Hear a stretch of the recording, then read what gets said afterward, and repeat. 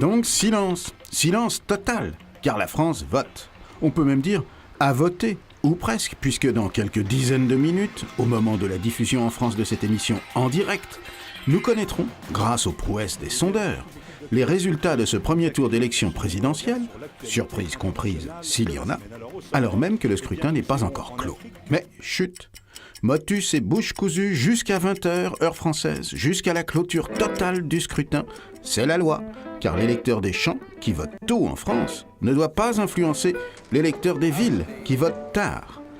Isolation totale du votant dans son isoloir, tel est en effet le rituel et le credo de cette messe moderne qu'est l'élection démocratique.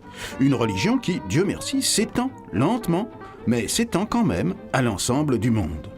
Le votant, chaque votant, dès lors qu'il est entré dans l'isoloir en forme de confessionnal, est supposé tenir dans sa petite main, dans sa petite enveloppe, hors de toute autre influence que sa propre réflexion, le destin d'un aussi grand pays que la France, 60 millions d'habitants, ou ailleurs le destin d'un aussi petit pays que Malte par exemple, 400 000 habitants.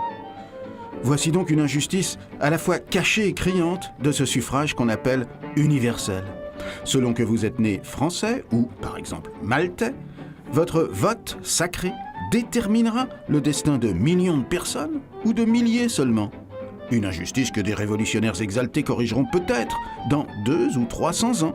En attendant, que les citoyens français profitent pleinement du privilège que des révolutionnaires exaltés leur ont offert en abolissant tous les autres, il y a quelques 200 ans.